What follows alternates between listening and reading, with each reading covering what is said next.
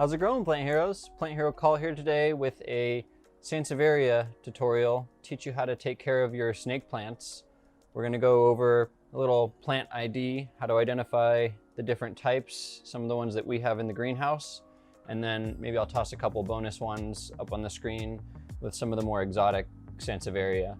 But we're going to go through everything from how to take care of them, where to place them in your home or office, and what to do if you see some signs of struggling, how to clean them up if they need a little haircut, something like that, and then some common issues that we see, questions we get asked. A lot of the time you'll see a Sansevieria with a little pup coming out of the bottom, what to do in that case, or how to propagate them. There's two main methods and both are super easy, so follow along. We're gonna go over to the tutorial area. I'm gonna grab my three little friends and we'll go see some of the bigger ones we have too, because we've got a pretty interesting one. So follow along, check it out.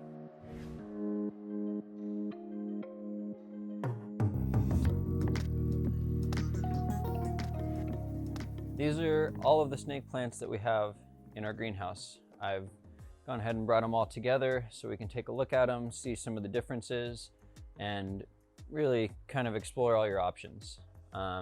They're gonna be mostly the same actually, care-wise, light needs-wise, and watering-wise. So it's really all about how you want it to look. Some will do better in lower light. Usually the darker the foliage of a plant, the more green they have, the more chlorophyll is in the leaves, and the more it can make use of whatever little light the plant might have. The standard name for this scientific name is a Sansevieria.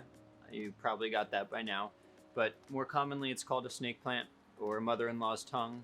Not exactly sure why I got that name, but I'm going to outline kind of what we're going to cover here, and let's see what we're working with.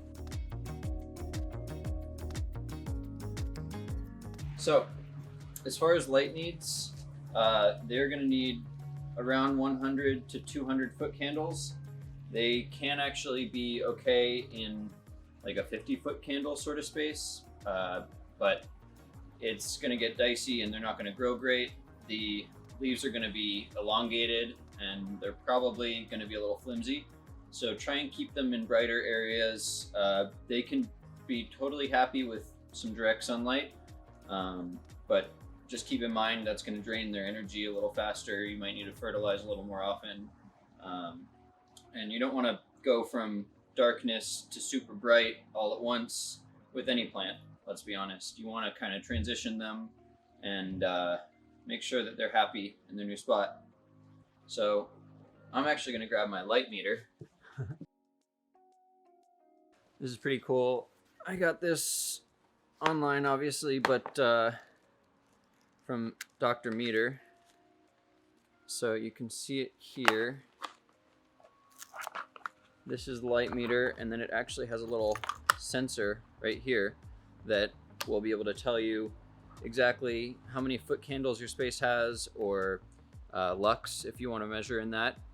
This is more of a professional tool, but for the snake plants, we're just going to assume they'll be fine in most conditions as long as you don't put them in a dark closet. I mean, they could probably live there for a little while, but not long term. So, types of Sansevieria.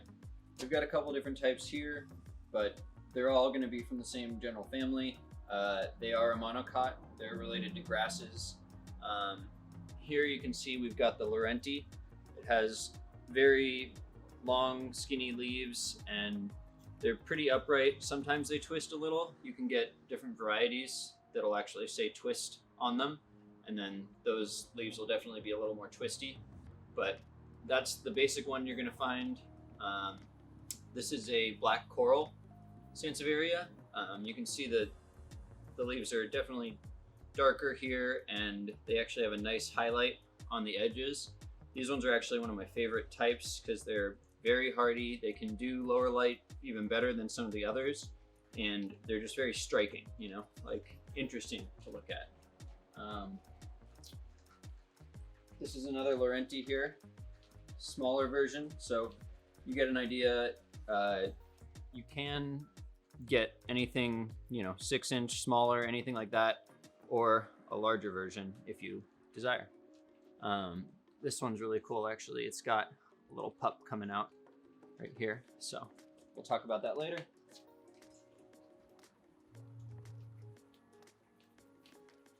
Here we have a Sansevieria cylindrica.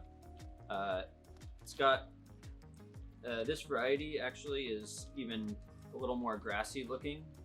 Very, very thin little leaves. I think it's a black coral, but maybe someone can help me identify this. Drop it in the comments if you know, because I need your help always. And then moving on, we've got the Futura robusta. This one is, hello. This one's got horizontal striping all over the leaves, and it's got more of a dark green as a whole sort of look. It doesn't have any of that yellow highlighting on it, but these ones are very common. This is a bigger robusta, you can see here, but to give you an idea, the bigger ones look like the smaller ones, but just bigger. And then moving forward, we have a small cylindrica here in this succulent bowl. It's planted together with all these. This one actually has a lot more of a cylinder sort of shape to it. That's why I think this one might be more of a black coral. I'm not 100% sure on the type, but it's definitely got the thicker leaves. These ones are perfect cylinders though, so for sure a cylindrica. And this one here is a trifasciata. Again, I'm gonna need some help because I'm not 100% sure. I'm pretty sure though that this one was grown in very bright light, so that's why it's got less green in it, less chlorophyll. It wasn't producing as much because it was just getting blasted with sunlight. Pretty sure this one was grown in Southern California, but again, if you know this exact name, drop it in the comments. Okay, so that'll do it for the ones that we have here in our greenhouse, but there's, I think, like 30 plus other types, and some are pretty rare and exotic, so they might be more difficult to find, but we're gonna hop on the interwebs and show you some pictures, have some names on there, and show you what's out there, because there's always more plants. So let's see what we get.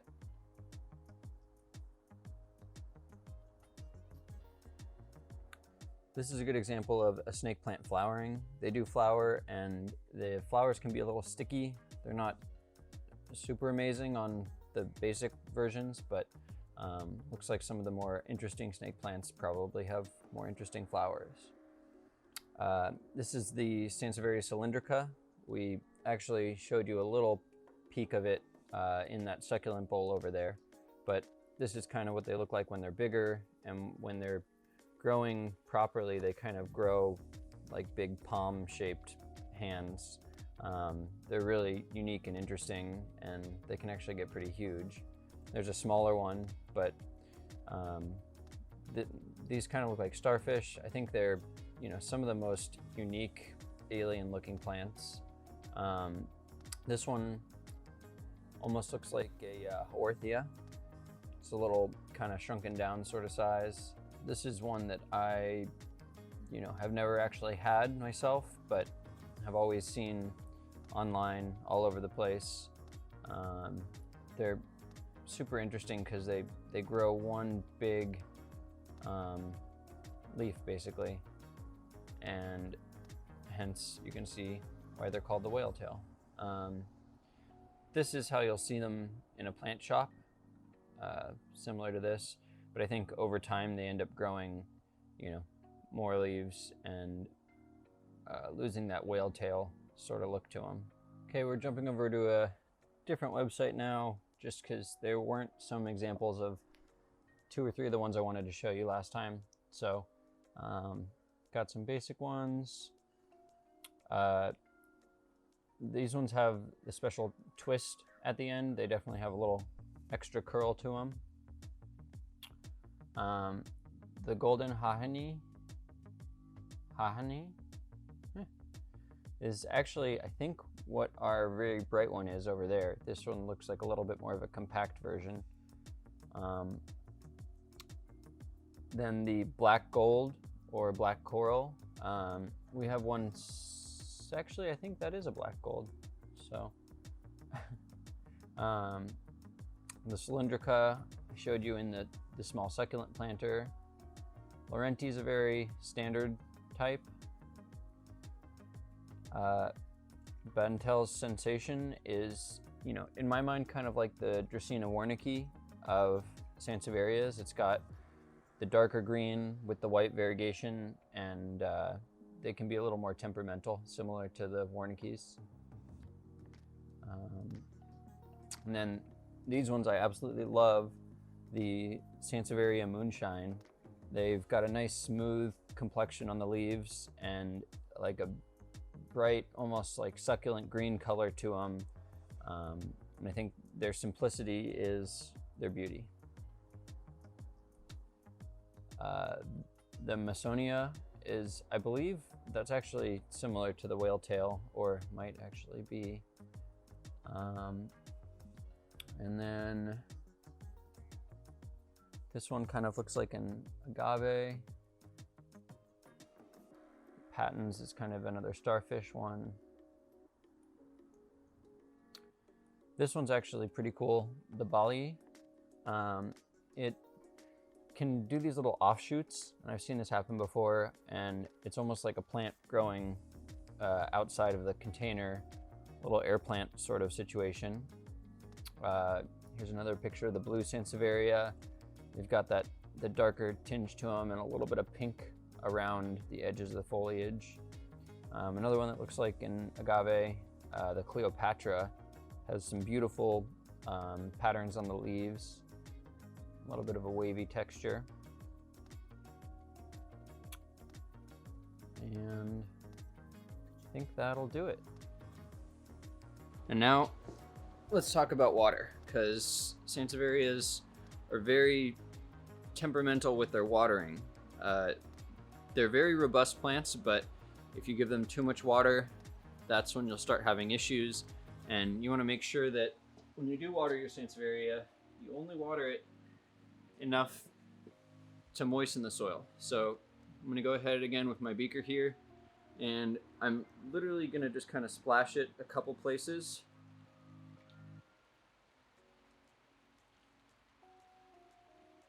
Just like that.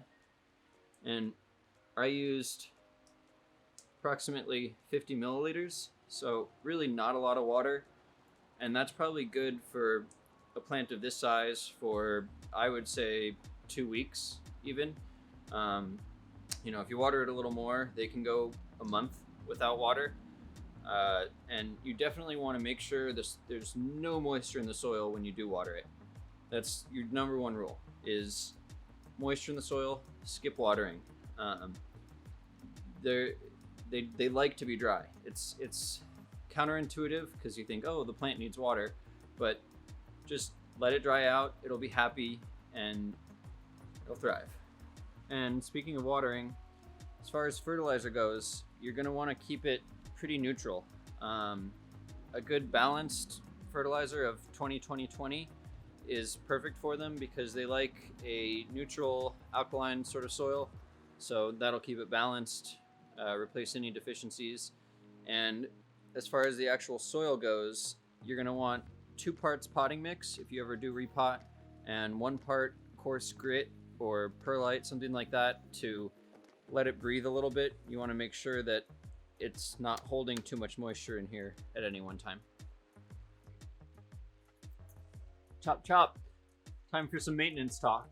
So with Sansevierias, they're not going to need a lot of maintenance, and it's going to be mostly up to you if you want to clean up your plant. But I'm going to show you on this one over here kind of some of the things that we would do to make it look its best. And one tip I'm going to have for you is if you do see some splotchy, almost look like boils on the leaves, They sometimes even like ooze a little bit of, you know, plant juice. That might be a virus in the leaves. So what I would do is I would go ahead and cut those out at the very bottom. Any leaves you see infected with it, and always clean your scissors, because if you remove the issue, you're helping the plant out and making sure you don't spread it. So I don't have any Sansevierias with that issue to show you, but just keep an eye out for it. Maybe I'll toss an image up on the screen, but let's go see how we would clean this guy up. So I'm gonna give it a rotate for you so you can see the less beautiful side. In here you've got some foliage that is kind of, you know, crisped up, browned up, you know, but again, similar to with those, the little viral infection I was talking about, I would cut it down as far as you can. Just get way in there and remove, you know, any unsightly leaves, and that'll actually help the plant focus a little more energy on the stuff that you do want there. And also, if you cut it down, you know, they're not going to regrow, but that way you don't have stubs sticking out of your grow pot, because no one wants that. So give it a little rotate, and I believe here you'll be able to see some of these tips. Similar to most plants, what we like to do is we like to go and create a natural edge. So I'm going to do one little snip there, and then I'm going to hold on to the leaf, and right in the middle again, do another one. And you can see it's got a nice cleaned up tip there. We'll go ahead and do another one here. And it's good to be as natural as you can. Get some nice curvature to that cut so that you can't tell the difference between that and a normal leaf. And then it's also important, especially with a monocot, to end your cut at the very tip here, because the nutrients are going to pass through the center of the leaf and then spread out. But if you've got a piece over here that you didn't cut, but the middle piece is cut, it's not going to be able to get the nutrients out there. So that'll end up browning, and you're going to have to do some more work. You can kind of go around and do a little more tipping as you like, but I'm thinking we're looking good. You can definitely dust your Sansevieria if you want, or hose it down, take it in the shower with you if you like. But you know, it's important to make sure that it's clean at all times, and you know, got the space it needs and air it needs to properly photosynthesize. I would say the number one issue that we see is mealybug. You know, they love most plants, I would say, but one of the issues with the Sansevieria when they flower is mealybug somehow find their way onto that flower, and they love it in there. They'll, you know, create a whole colony, and so we actually cut the flowers from our Sansevieria. Just, you know, they're not super ornamental, and if you cut the flower early enough, you save the energy in the plant and kind of, you know, divert the energy it was going to spend on producing that flower, and help with the growth we care about. But there's mealybug, like I mentioned. There's spider mites on some. I would say that's more of an issue in like a hot, dry window or something like that. They can get scale, but you know, I don't see that for even spider mites as often as I see mealybugs. So definitely watch out for that. Maybe I can toss a couple pictures up. But if they do get pests, what I would recommend to do is, you know, just take a wet cloth and run it all the way, maybe some soap on there, all the way up and down each leaf. This could take forever.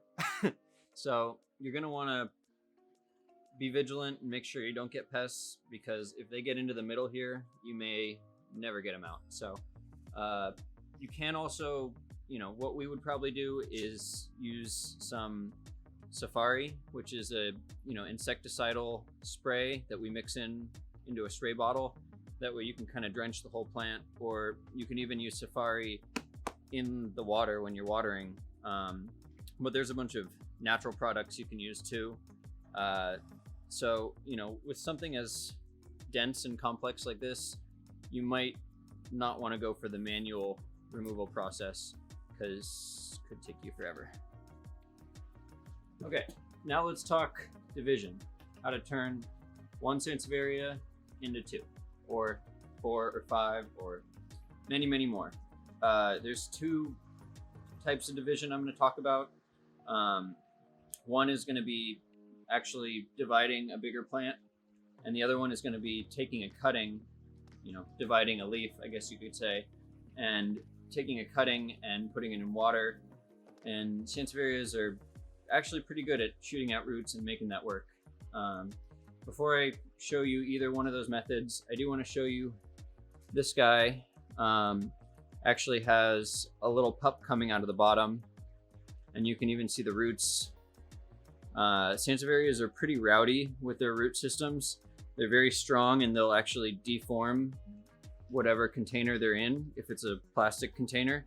But this pup would be perfect for division. If I were to cut the pot out, I could kind of pry this pup off and plant it in some soil.